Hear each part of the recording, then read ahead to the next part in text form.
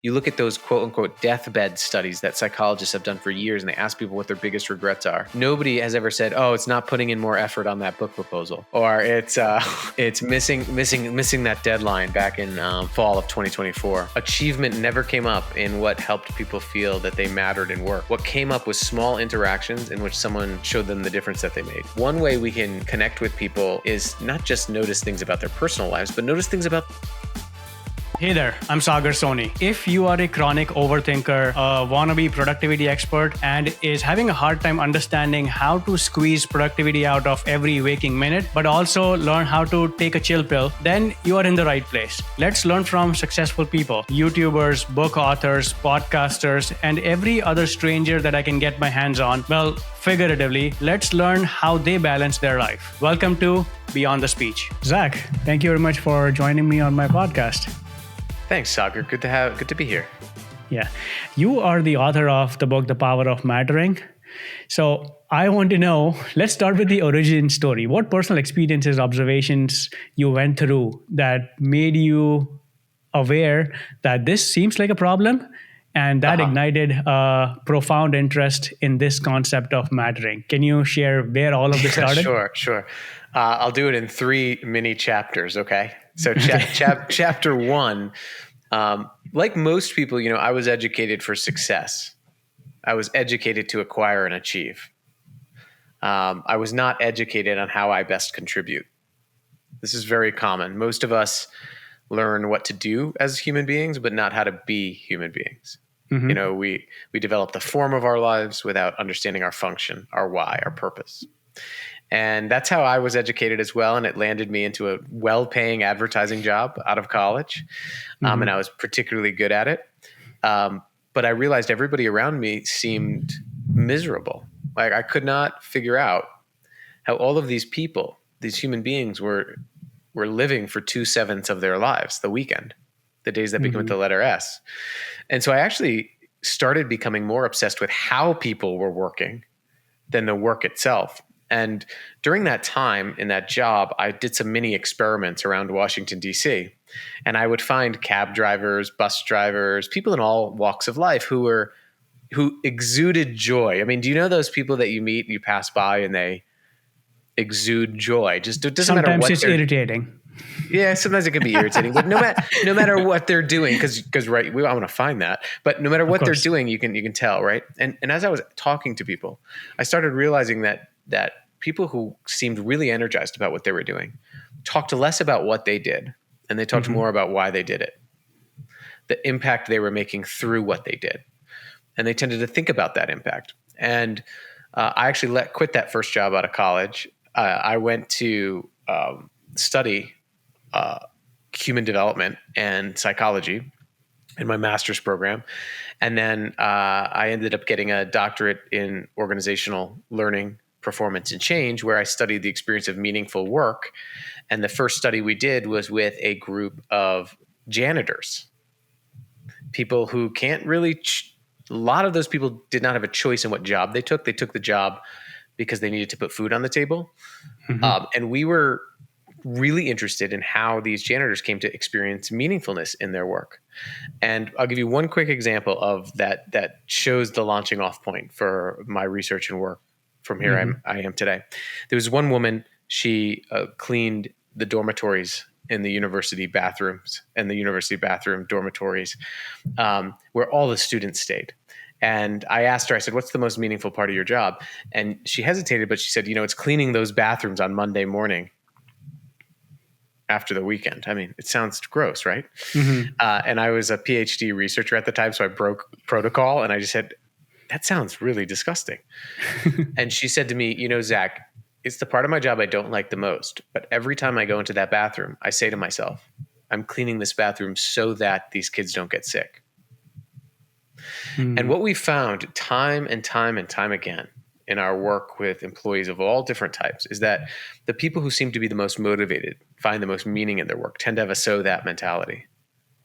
They can link whatever it is they're doing with its inevitable impact. But here's the kicker. She was not always this way.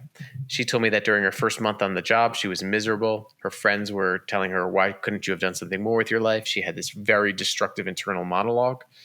And that was when one supervisor noticed that she was struggling, brought her into a break room and opened up a dictionary in front of her and had her read the definition of the word custodian.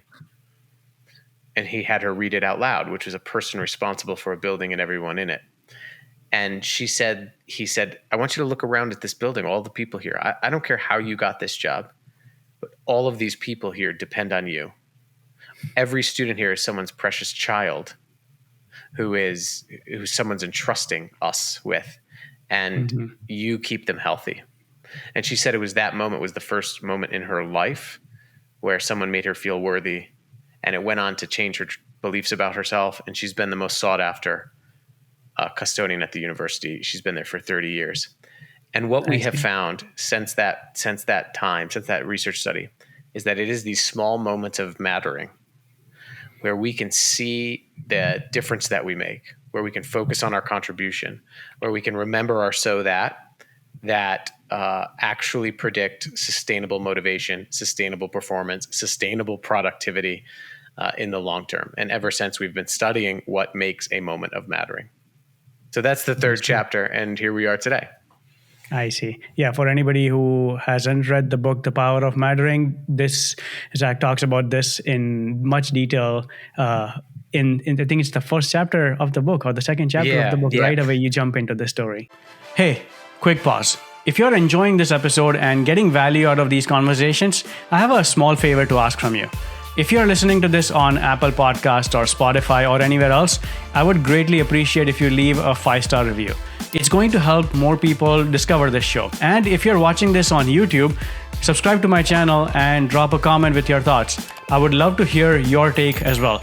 So let's keep these conversations going. All right, back to the episode. Yeah, and it's powerful because a lot of people think, well, that's a difficult job. It's very invisible. I mean, how do you get yourself motivated in that type of work? And there's two things I'll say. If I were to summarize the work motivation theory and findings on work motivation over the last 50 years, I'd summarize it in one sentence. It is very hard for anything to matter to someone who doesn't feel that they matter. Fair enough. Yeah. Like when it comes to, I know you're interested in productivity, but if you want to be sustainably productive, it's very hard to care about something if you don't feel cared for by the people around you. Right. And so we have really pinpointed that it's these very small moments in which we feel that we and what we're doing matter that really predict long-term sustained engagement, motivation, and performance. Understood. In all of this, so was this after the research that you decided you came across this opportunity to write this book so that it's much more available? This idea it's out there for you to talk about and then spread the message? Yeah. So what happened is that I got invited to go after this initial research. I got invited to go work in organizations, and a lot of organizations started saying, this names something that we've been seeing, but we didn't have a name for, right? Our people feel like they belong. They feel connected and welcomed in a group. They feel included. They feel like they can take an active role in the group. But what has been missing is that people are less and less feeling significant to those around them. We're having lower quality interpersonal interactions with one another. People are having more difficulty seeing how the small thing that they do connects to something bigger. And I'd gotten to work with a lot of different organizations, and every organization and group of leaders I'd go into, whether it was the U.S. Army or large corporations or school districts or hospitals, I would ask the same question.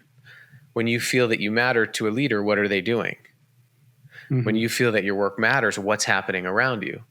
And what we started doing was started gathering that data over 5 years. I mean, this book was a 5-year process, and we started codifying the skills and practices that people do and what's going on around them to help them feel that they matter. And what we uncovered is that people do not feel significant in their work because of big actions, awards, promotions, money. In fact, those things never came up.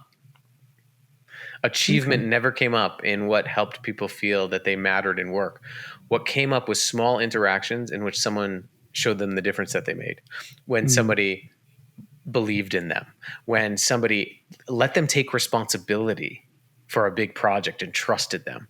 it tended not to be big actions, but small interactions. And so that's this being able to name something has led me to be out there speaking about it.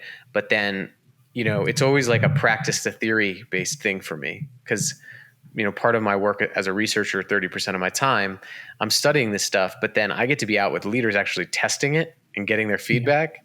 And then, that practice to theory to practice to theory to practice ultimately led to the journey of writing this book. Okay. Yeah. I think the ultimate way to get the best research out there is to collect evidence from real life experiences. I don't think there is anything better than that. Yeah, I agree. Every like skill or practice that's in this book is a practice that I learned from a leader. Mm-hmm. So, and I think I say this in the introduction, that everything you'll see here is something that I've seen leaders actually do. And then I've researched to make sure that there's evidence that supports that what they do works. Mm-hmm. But I think that that's really important. There are leaders out there who are doing amazing work in helping their people feel seen and motivated and engaged. And, I think that one of the things that I'm trying to do is what I call skill spotting, spot those skills so we can name them. Because if you can name something, you can continue doing it. If you can name something, you can change it. And that's been the fun of this project is actually getting to share what other leaders are doing that work, but giving a name to it. Makes sense. Where does Simon Sinek fit into all of this? Oh, this is an interesting story. A lot of people ask me, like, how did I meet Simon? I was on a failed pitch for a startup with Simon. Okay. I was actually advising the science behind a new tool to help people discover their purpose. It was back in the pandemic, and it was a new piece of technology, and I was advising the science behind it. And we were on a call, and Simon, initially his team was not interested in the actual technology, but I asked a question. I just said, "Hey, we talk a lot about purpose and finding your why. And your purpose is your contribution." And I had written a book about purpose in 2017 and I'd studied it. But purpose is that bigger contribution. I said, is it possible for someone to find their contribution if they don't first believe they're worthy of contributing? Mm-hmm. Is it possible for someone to use their strengths if they don't believe they have them? Is it possible for someone to share their voice if they don't first believe their voice is significant? Mm-hmm. And I just asked, do you think something's missing? And it was during the pandemic when, he was not doing as many in-person experiences. Mm-hmm. And he said, we're doing a platform with online classes and I want to share more expertise with people. Would you want to teach a class on that concept mattering? I see. Just one question. Yeah, it was one question. And then also I think a lot of times when we're working on something that fails, so that startup didn't take off. It was a really good product. It was really interesting. I was really committed to it. I spent 3 years on it. Mm-hmm. But it's just being in the conversations that matter to you that I think can open up doors that you never thought was possible.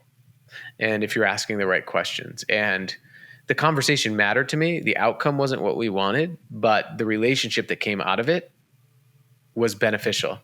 So Absolutely. you can have a rejection that results in a relationship. Mm-hmm. Yeah, absolutely. That was a great story. Thanks for sharing that. Yeah, thanks for asking about that. I haven't been asked about that, so I appreciate that. We talk about mattering, but there is I don't know what the term is, the opposite of mattering. Let's call it anti-mattering. Why do people go through it and what are the consequences of it? In your experience, in your research, what does the organization look like when people think that they don't matter? Yeah, well, I mean, it's important just to ground us here. Like the need to matter animates all human behavior. So you wouldn't have done anything today if at some small level in your brain you believed that your life was worthy of your unrelenting energy. Mm-hmm.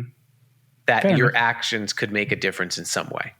Mm-hmm. So for any human behavior to happen, we must believe at some small level that we in our lives matter. Yeah. And so it is also a human survival instinct. When we're born, I talk about this a lot. The first thing we do is we reach out to matter to someone so they'd keep us alive. Nobody would be listening to this podcast if at some point they hadn't mattered enough to someone else to keep them alive. Mm-hmm. That drive to be significant, when it's met, when we do feel seen, heard, valued, and needed, and we do see how we're adding value to other people. When it's met, we experience what psychologists call mattering. The opposite of that is when we feel overlooked, when we feel unseen, when we feel unheard. Now, just imagine that, right? If the degree to which you matter is the degree to which you pursue behavior and the degree to which you behave, imagine what happens when that is threatened. Mm-hmm. And what we find is there's two things that result when people experience what psychologist Gordon Flett actually termed anti-mattering. They either withdraw. So when we feel insignificant, we usually stay silent. We isolate ourselves. We lose energy, or we leave. Quiet quitting, for example. I'm sure you heard that trend absolutely, especially here in the U.S. Career coach TikTok influencer said, "Hey, if you don't have a job you like, just try doing the bare minimum just to get by." As you and I know, that's not really a good piece of advice for someone's well-being. Humans aren't meant to just get by, right? We're built to matter. But what was really disturbing is that went viral. And also at the same time, this movement in China called the lying flat movement went viral. Yeah. And when you dug into why people were latching onto these ideas, it all comes back to they felt like their organizations didn't care about them, that they're just a resource, that they were replaceable. And they had this realization that, if I'm not going to be significant, why would I invest my energy there? And that's what happens. So in organizations, what happens is you see a lot of people withholding information, not speaking up. People become less interested and energized on tasks, or it can be much louder. The second thing that happens when people feel insignificant is they act in desperation. Okay. Many quote unquote toxic behaviors in organizations are actually the frantic attempts to get the attention and the validation. Oh, I see what you mean. I see. Okay. That people are not getting, like toxic gossip, for example. Right. If you look at the research on gossip, it's not because it's a bad narcissistic employee. The chief predictor of gossip, negative gossip, is what's called psychological contract violation. That's just a fancy word that means my expectation of fair treatment from you as a leader or the organization has been violated. And so if I can't speak up to you, I will speak out to someone else, even if it's negative. I mean, we will do anything as human beings to find relationships in which we feel significant, even if it's a negative behavior that's precipitating it. You can actually see this in the United States with our division right now, these little pockets of sub-communities forming. People will do anything to feel seen. So in organizations, usually this results in a downward spiral. So someone feels insignificant, they feel unseen, unheard, they act out in toxic ways, they contribute to a culture around other people that are quote unquote toxic. Those people then feel insignificant, like they're in a toxic culture, they withdraw, and you get an organization. This is the ultimate outcome of learned helplessness. And then the cycle continues. Yeah, where people have learned to be helpless. Their environment has conditioned them to believe that what they say, what they don't say, doesn't, can't, and will matter. People stop speaking up. People leave. People are perpetually disengaged, no matter how many programs you throw at them. And the data is indicating that we are actually seeing a crisis of mattering right now underneath a lot of the symptoms that are out there, like disengagement, loneliness, productivity issues. A lot of it comes back to that leading indicator. It's hard for anything to matter to someone who doesn't first believe that they matter. Makes sense. Yeah, that's what I was going to get at. That yes, everybody wants to matter, and that's a good thing. But we have to draw the line somewhere, because what's the line between chasing for validation versus actually cultivating significance? But that makes sense. I think what you said was that the consequence is that you start chasing validation in a very negative way because you want to be heard, and that's why you act out in a certain way. Yeah, and that's the dark side. Exactly. So it's just that it means that you have pushed way too far out. That's all that means then. Yeah. And, but also it's important to know that that's also an environmental problem, not just a person problem. And so what a lot of organizations miss is they, for example, and we'll use a positive example. Some people say to me, well, Zach, my new employees, they're not confident enough, right? We need them to be more confident and to go out there and interact with clients. Confidence doesn't come from telling someone to be confident. Confidence doesn't come from someone sitting in their office and chanting to themselves, I am enough, believe in myself, and reading self-help books. True confidence psychologically comes when someone has our back. When we can go out, we can experiment, we can take risks, we can learn because we know we already matter to someone. Psychologists call this the secure base. We have a secure base from which we venture out. And that base is built over time through small deposits into the relationship that build trust, that build care, that build a sense that I'm significant to you. But if that base is not here, and then I tell someone to go innovate, create, and they're out on their own, they will eventually fall down without a safety net. That also results in a downward spiral. So that's one example of how the environment around a person shapes a person's behavior. So you can come to believe you matter all you want, but if you go into an environment that shows you the evidence of your insignificance every day, you will eventually believe that you're insignificant. I always say that a well individual in an unwell system becomes an unwell individual eventually. I see. Do you think this is just from employer to employees, or how do we use this from employee to employee? Like if I want, like I'm 10 years into the industry, but I'm an employee. But if I see a new hire, how do I make sure that they know that they matter? That's why I feel like it all comes down to you trying to build relationships at work. And that's where you pave the road that, yes, you do matter. I see what you're trying to say. So that's what I feel like it comes down to, that a relationship. It would be coworker to coworker or coworker to employer. A lot of people say to me, Zach, what do I do if my leader doesn't do this for me? And my first response is always, well, do you do it for them? When's the last time you checked in on how your leader was doing? When's the last time you told them the difference that they made for you, or reminded them of their strengths, of their gifts, of what they're good at, what they're talented at, right? Like you hit a great point there that mattering is non-directional. It's an essential quality of a healthy relationship. And those relationships happen all the time. But this is also, I think you're hitting at why, for example, employee engagement is at its lowest rate that it's been in a decade. This is despite DEI programs, well-being programs. This is despite investments of over $1 billion in improving employee engagement. The employee engagement services industry is now a $2 billion industry. We have 100 validated surveys to measure engagement. But if you look at, there's two data points that underlie Gallup's latest report that are really important for anybody to know. One is that just 39% of people in that sample of 15,000 people strongly agreed that someone at work cared for them as a person. That's a low number. That's peers and leaders.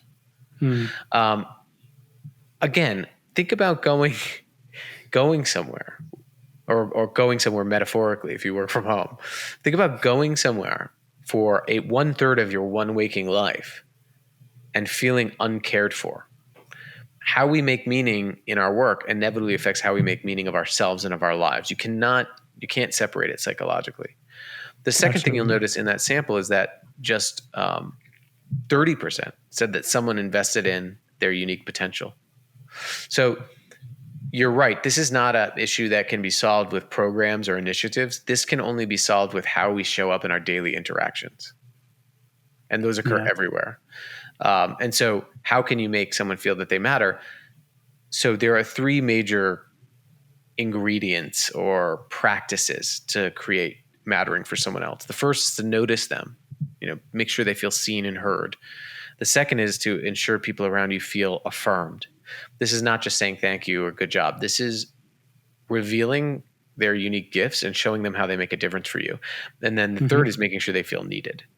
And under each of those is a set of, we've been able to identify 25 skills across each of them that you can learn in interactions to help people feel more significant. And I would add one more thing about why we don't do this right now is that these skills have actually withered over the past 25 years as we've been able to digitally communicate with one another.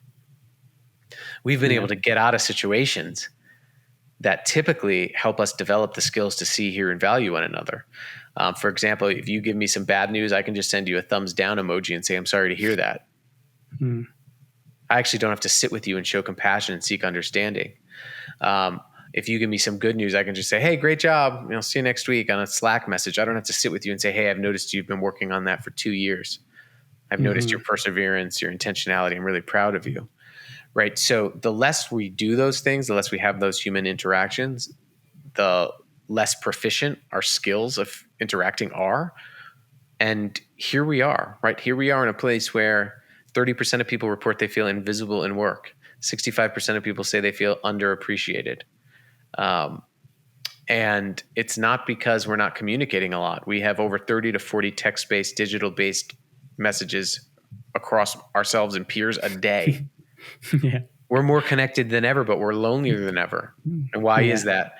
It's not the quantity of connection that matters. It's the quality. And so we have to, I think there's a major impetus for us to relearn how to see, hear, value, and show the people around us how they're needed. And ironically, when we do that, we actually see the evidence of our significance.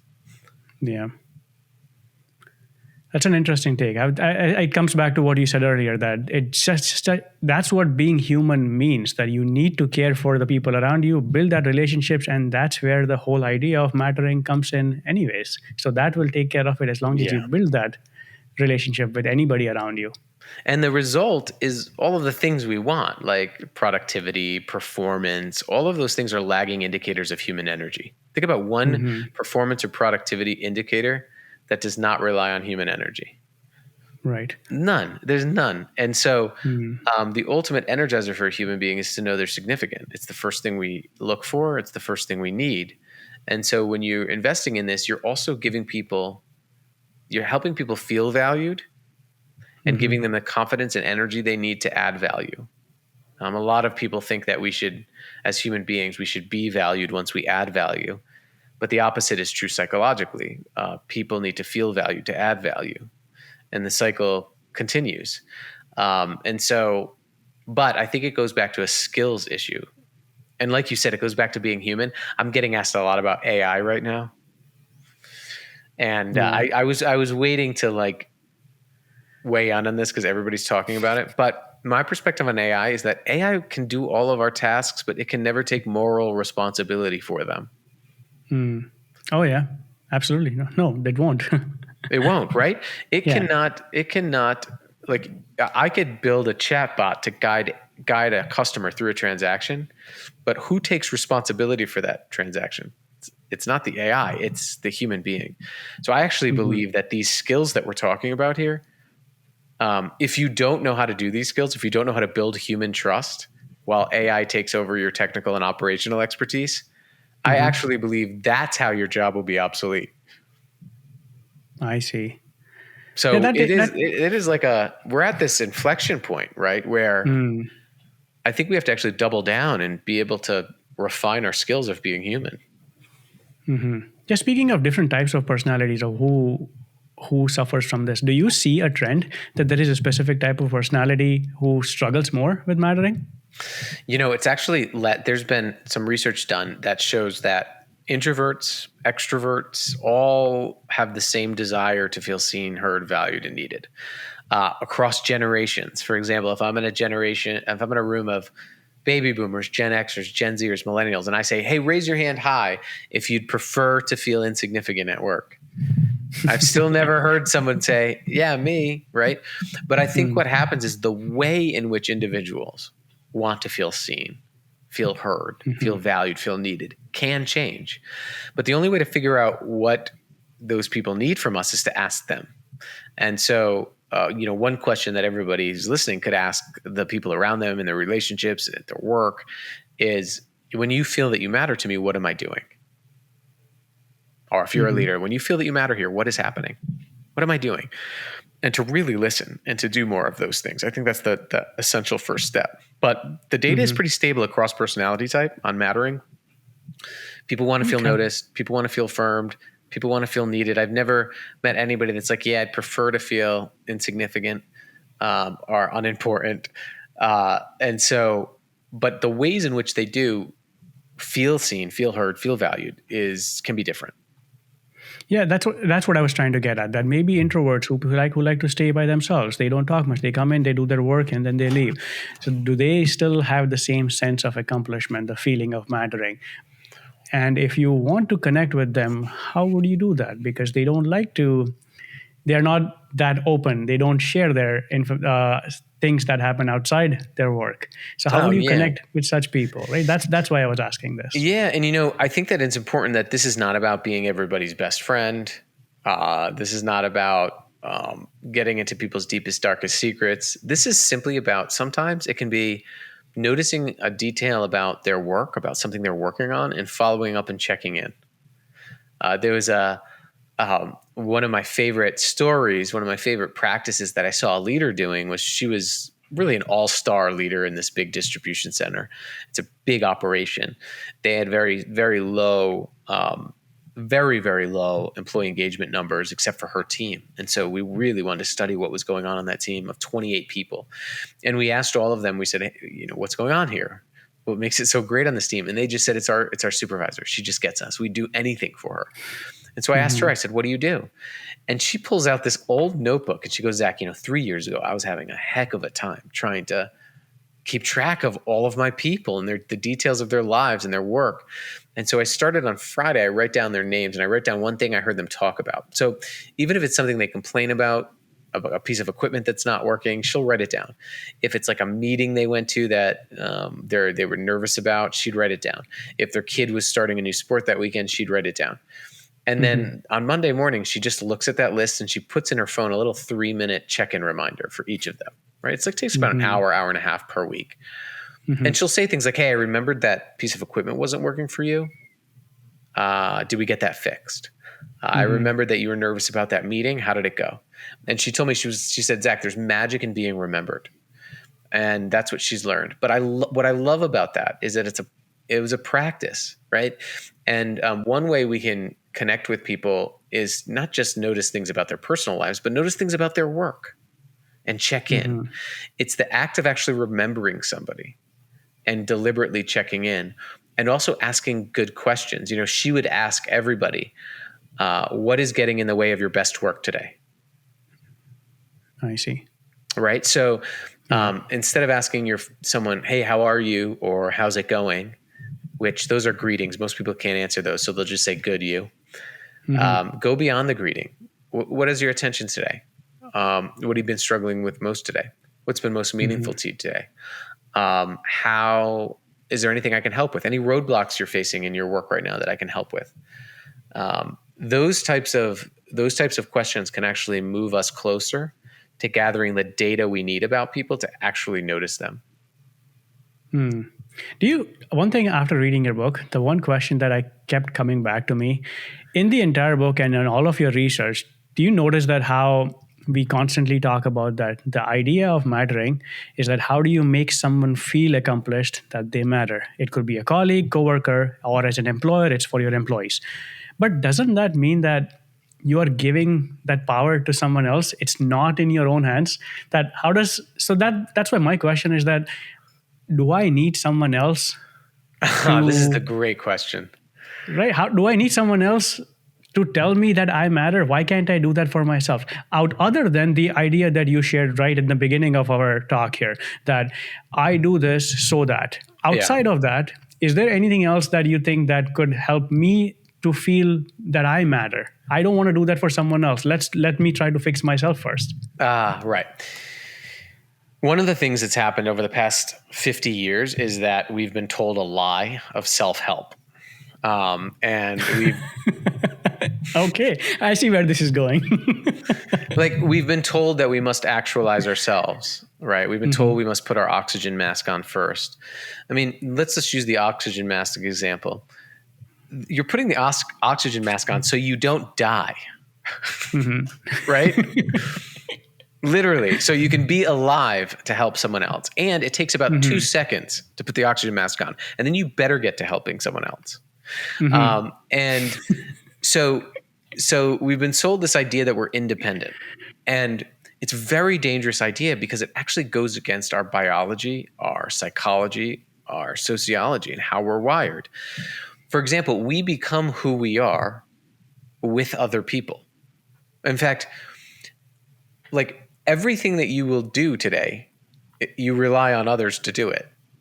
We're sitting here right now relying on bandwidth and Wi-Fi that someone else in some job somewhere is maintaining.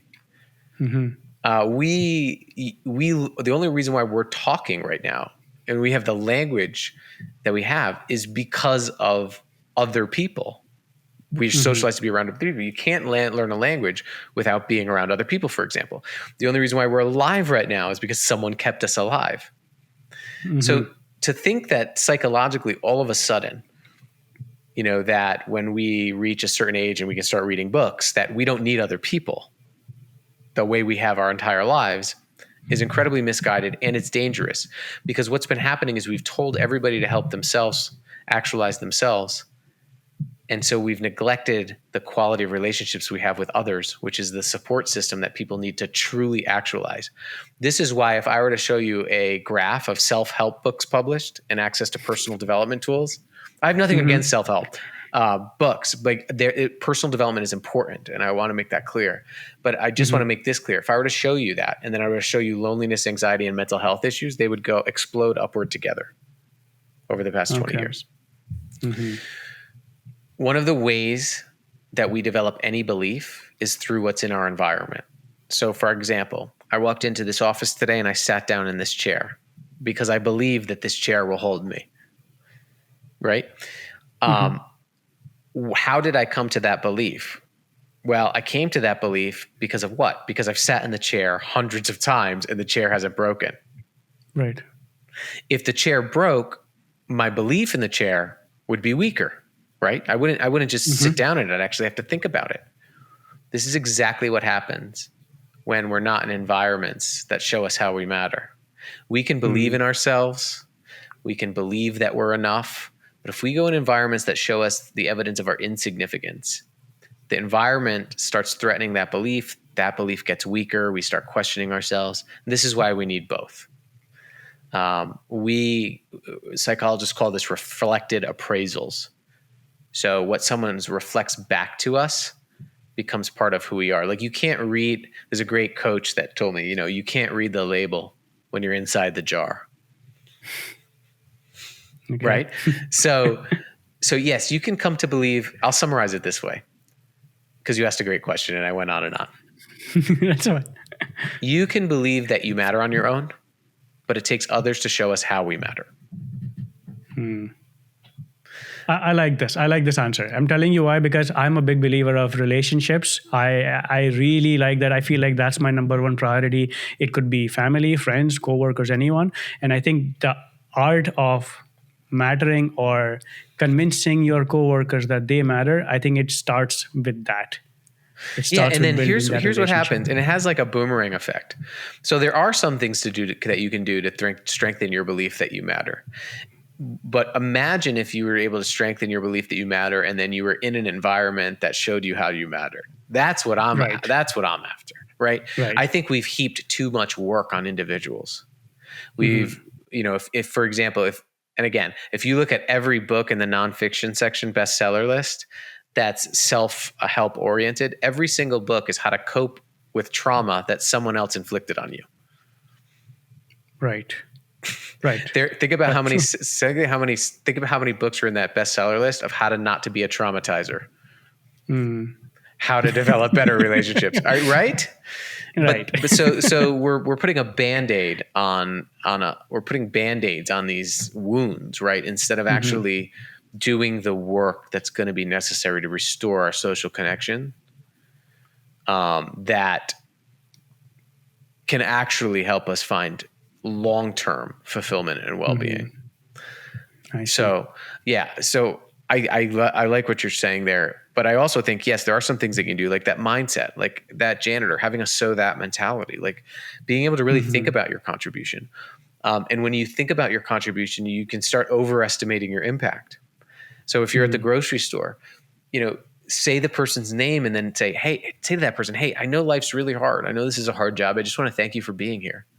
Like make yourself do that and watch what that person does. Watch how they light up. And then what's really cool about this is when you do that, you'll see your evidence of your significance in that person. And the more you do that, the more you see that, the more you're helping to architect your environment to remind you of your significance, the more you show other people their significance. Fair enough. So it's a byproduct. It's a and byproduct. That benefits you. Yeah. And, I think showing yourself a lot of self-compassion is important to experiencing mattering. Absolutely. Being able to notice yourself, affirm yourself, remind yourself how you're needed by others is an important mindset piece. So I want people to do that, but I also want us to show up better for others, because I think that when we do that, all of this will click. All of this will click, right? Because you can work on yourself in an environment where you feel significant, and that's the goal, right? Is to have both. Yeah, because before getting into this topic, my whole idea was that be so good that they can't ignore you. That's it. Just do a good job. And that will take care of you mattering in your organization, in your environment, right? Because in my mind, I was under the impression of it's all output related. If you do the work, there will be output. You finished your job, that means you matter. Because if you didn't do it, this probably wouldn't have been completed. That's why I was under the impression of just be so good they can't ignore you. So do a good job, and that will take care of everything around you. But no, there's much more in the fine details that completely establishes the environment around us, and that changes the game for everyone. Absolutely. And I think that I agree with you. I mean, I would say the reason why I got here today, the reason why I've gotten books published and things like that is because it was because I just kept doing my best work, what I felt like was best consistently. I think consistently of putting in that high effort. You can't wait to do that. That's not what we're talking about. We're like, you have to consistently bring high effort to the table. You have to consistently show up. If you're not showing up to a relationship, and I think everything's a relationship, when you show up to do work, you're entering into a relationship because all work benefits somebody or affects somebody. But you can't not show up and expect to experience mattering. You have to show up in the environment. You have to be there to get that external thing. But I also think is that when you chase achievement and when you chase these results without feeling that sense that you're significant, independent of what you achieve, that's when you can hit burnout. Makes sense. So what typically happens is that if people don't have that firm sense, if they don't have relationships in their life where they feel significant, irregardless of what they do or don't do, then they tie their identity to what they do or don't do. And as you know, achievements come and go. And if you tie your identity to your achievements, your identity will come and go, your sense of self. It's a very fragile way to carry on in this world. And you'll always be looking for someone to validate your achievements. I'm talking about not validating your achievements, having your achievements be validated. I'm talking about making sure you're in environments where people validate you as a person independent of your achievements. Makes sense. Yeah, I understand. I understand this much better now. It's not just achievement related or output related. Yeah. Because if you put all that effort in and then you don't feel that you're significant, what's the point? And you haven't built relationships, what's the point, right? You look at all of those longitudinal studies. You look at those quote unquote deathbed studies that psychologists have done for years, and they ask people what their biggest regrets are.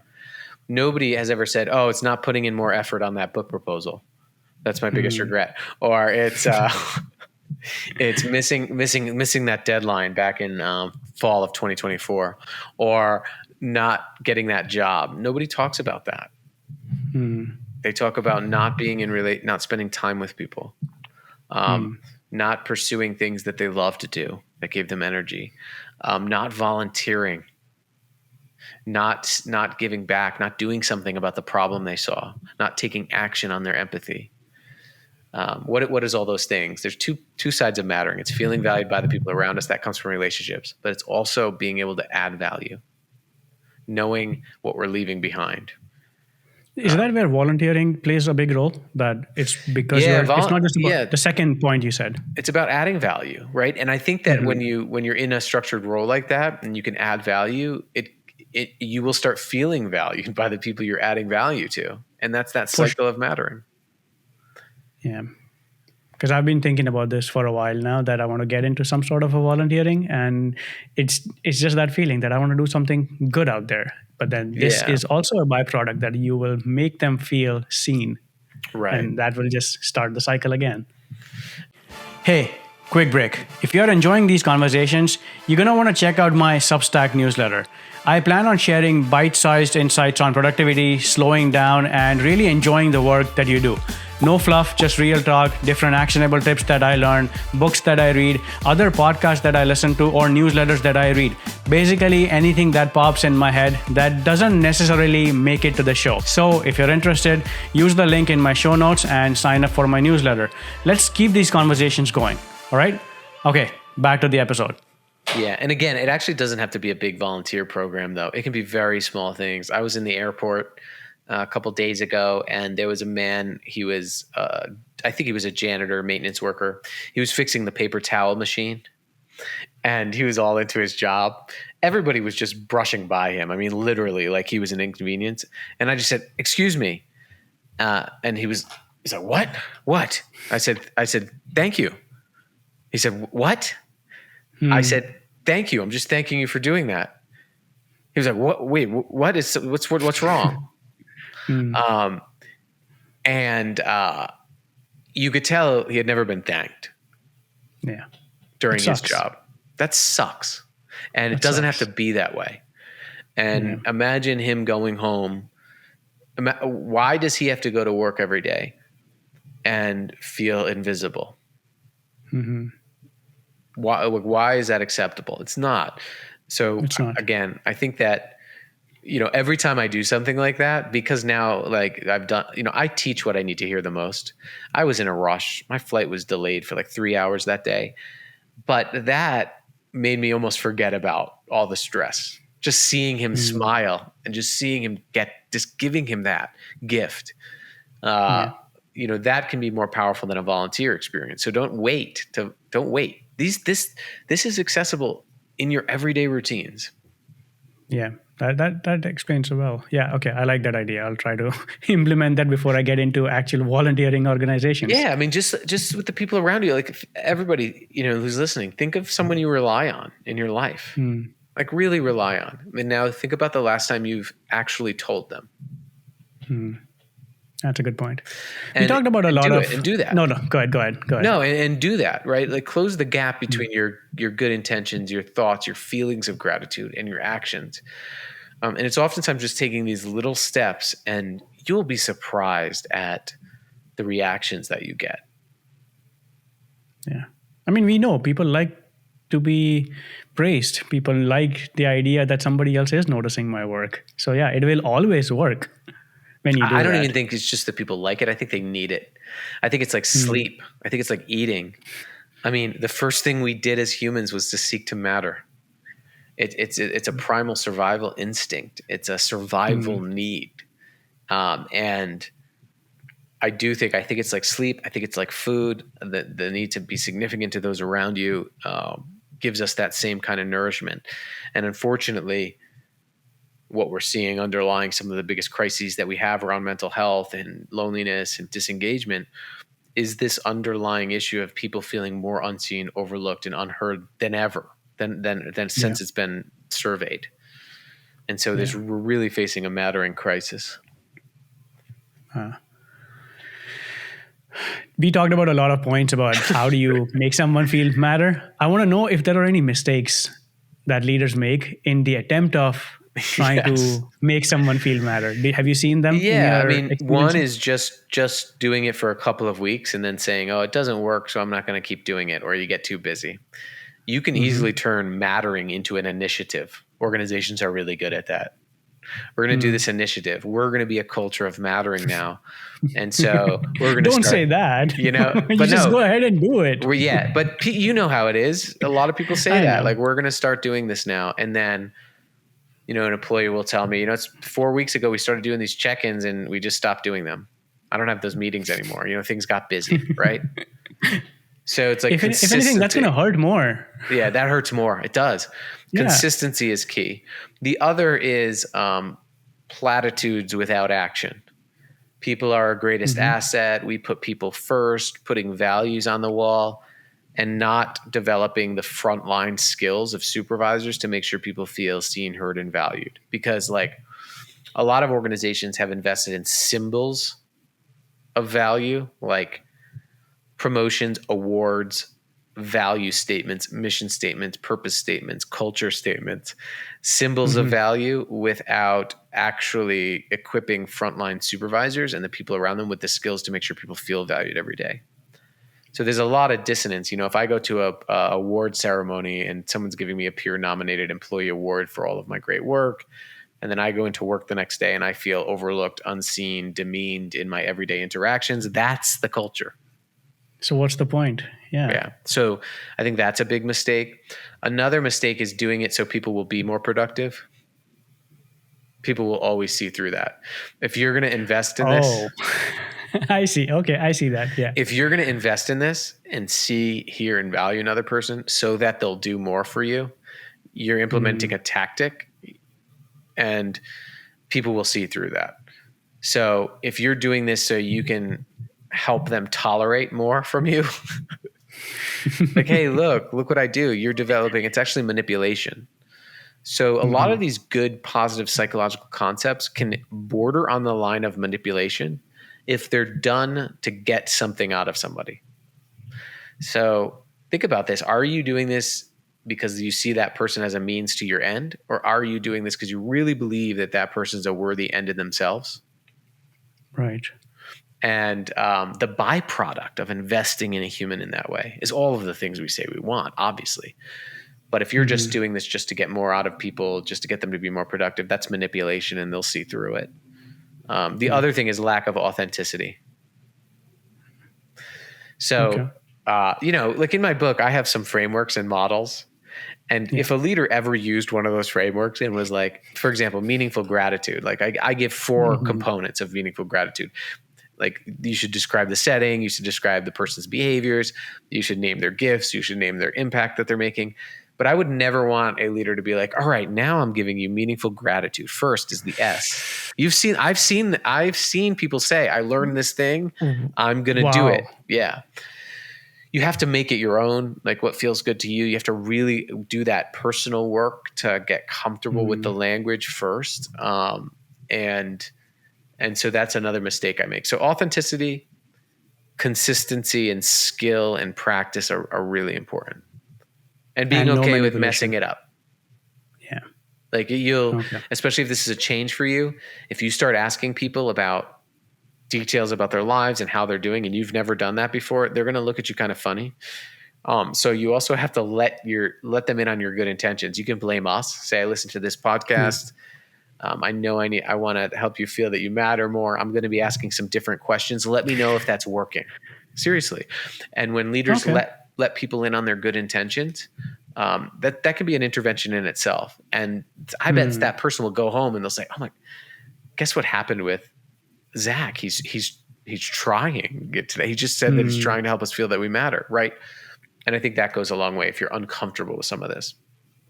That's a good idea, actually. Yeah, even as long as you're authentic and you tell them that this is what I'm trying to do here, why not? Yeah, like there's a big barrier because one of the things I recommend people do is they have some way of checking in on people's energy levels. So it's called a green, yellow, red check-in, right? They have their team just go around. Green is good, you're in flow. Yellow is some things, taking your attention away. And red means you're overloaded, burned out, offline. And it's actually one of the most well-evidenced check-in tools because it gives you data as a leader to lead people better. For example, if you said you were a red today, I'm probably not going to vigorously debate a project you're working on in front of your peers, right? So it gives us data on how we interact with people. But a lot of leaders struggle to implement that because it feels weird. They don't want to, quote unquote, open a can of worms and all of that. And so that there's a big block because it feels awkward. They haven't done it before. And one of the things that I found helps is that I will coach leaders to blame it on me and say, the Zach guy that I'm working with really wants me to do this to help because I want to know how you're doing. That's the non-negotiable here. I need to know how you're doing. I need to know your energy and emotion levels. We're going to try this thing. If it's not working to get to that end, we can try something else. But what's non-negotiable to me is that I come to know how you're doing, not just what you're doing. Right. And when a leader just says that, it can be, it's very like liberating, I think, for everybody. It's powerful. Yeah. It makes the environment much more relaxed. Yeah. Like that's another thing. I don't want people to be like uptight about mattering. The other thing I don't want people to think is that I don't care about high performance or any of that. No, actually, like high performance is a byproduct of all of this stuff. I think people perform at their best when they feel that they matter. So you have to have high standards, high expectations, plus high mattering. Because if you just have high mattering and low standards, it's really just a fun place to go every day. It's not right. But you have to have high expectations, a high sense of mattering. I think that's where the magic happens. So I'm not asking you to lower your expectations either. I think that's a mistake some people could make. Yeah. It comes with trial and error. You try, see what works, see if it's actually impacting productivity or results. Yeah. And if that's happening, okay, we need to twist. We got to go the other way now. And what's nice about the way we're talking right now is I believe that leadership is a separate occupation. So, for example, say you're in an engineering firm and you're an engineer and you go up to be a project manager. The act of leading other people is a different occupation than being an engineer. Oh, 100%. Right. But yes, you know that. But a lot of organizations, they will. You have seen worse. Promote people because they're good technically into a leadership position, which is a different occupation. But then they don't reskill the individual to now take on this new occupation. So I really encourage people to see leading people as a separate occupation that requires separate minimum qualifications. Yeah. Like I believe like the skills to care for people should be the minimum qualification of leadership. Yeah, it's bare minimum at this point. But if you look at some of the data on how much true leadership development or relational skill building that people get in organizations, it's very low. Yeah. I've been very fortunate with coworkers and employers and managers in all of my career so far, which is why I feel whatever you say, it to me, I'm thinking, well, yeah, that's obvious. Well, that's obvious. Yeah, and I'm but so your glad. Experience says otherwise. Yeah, and if it is obvious, a lot of this also helps us give us a name for some things that we're already doing.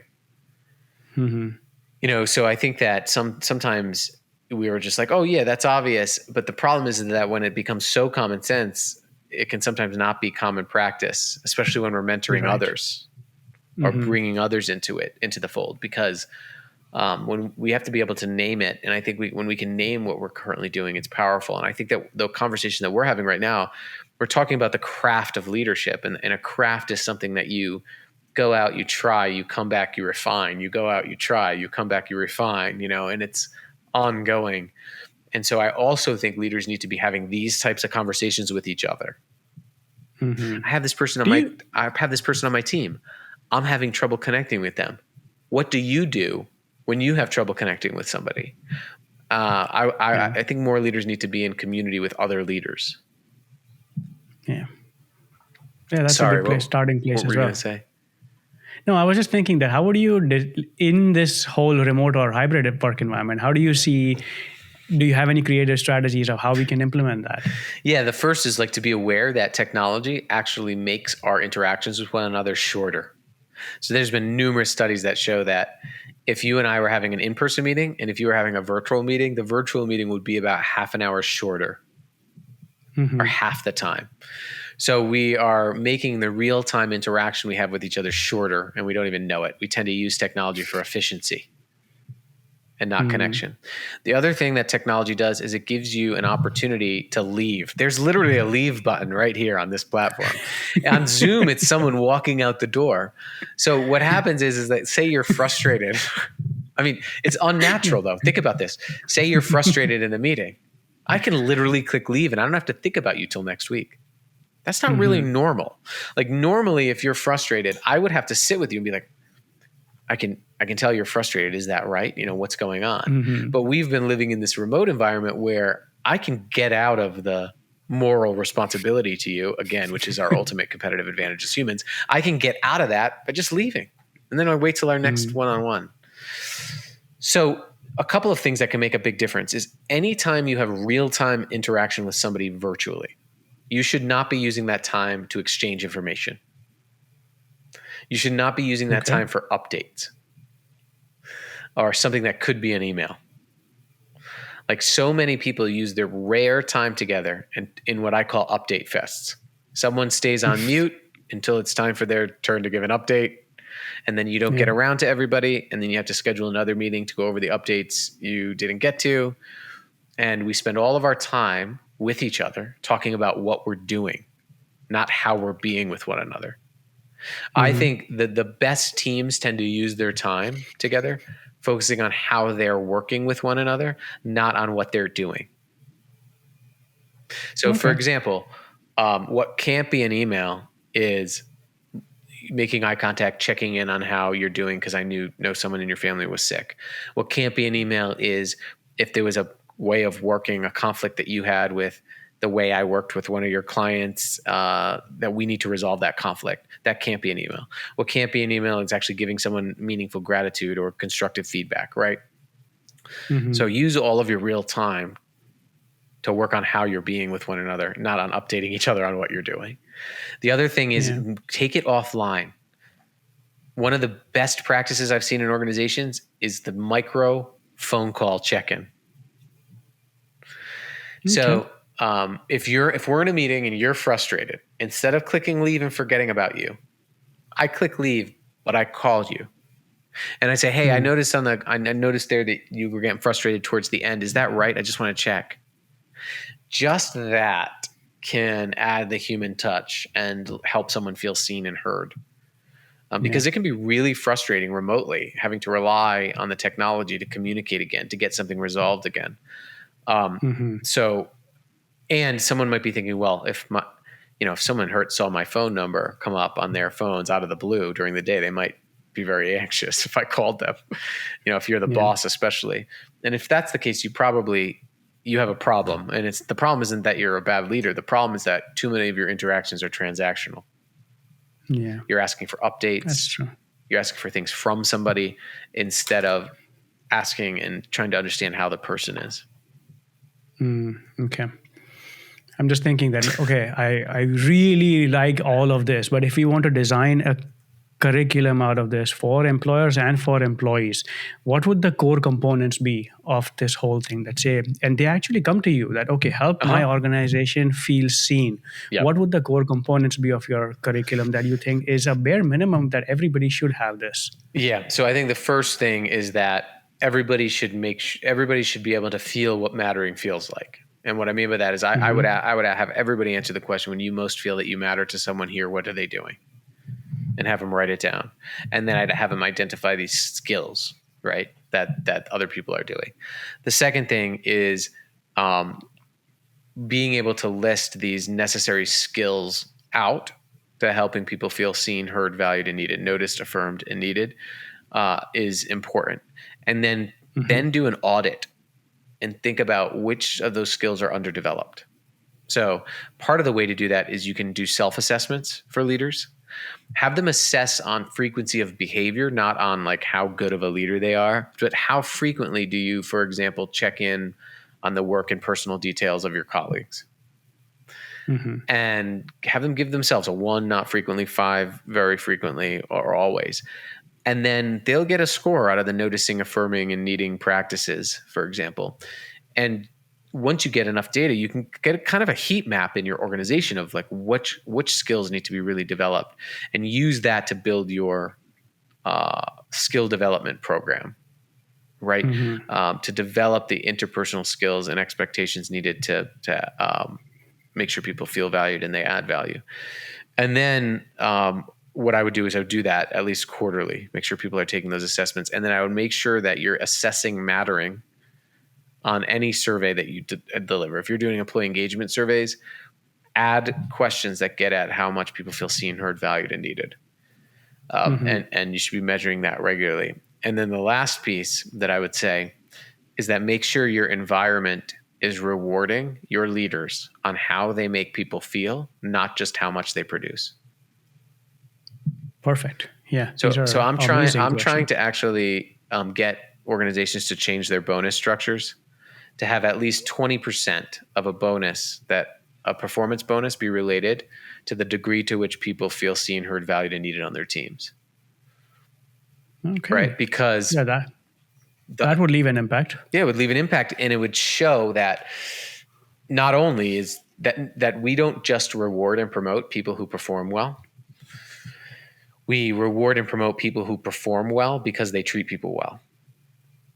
Yeah, that's a fair point. And that's once you start getting into that, the environment, macro environment, should be inciting these behaviors. And that's where you get the full circle. And that's where that's what culture actually is. Culture is the accumulation of interactions, daily interactions. Yeah. Yeah, I was just trying to wrap myself with all, if I'm trying to put this entire hour conversation in a few lines of summary of what daily practices could look like as an employer or as an employee. Tell me if I'm missing something here or add more. You said about the energy management, red, yellow, green. Instead of asking how you doing? Good. Ask them what they did. Ask them really how their weekend was. Or if they seem frustrated in a meeting, find out what's going on. Do an offline check-in. What else did we summarize? I'm just trying to remember, this. Go one step further. If you say thank you or good job, make sure you show someone the difference they make and name how they make it. So name their unique gifts. And then the last piece, someone could, right now, think of someone you rely on. Use these 5 words. If it wasn't for you.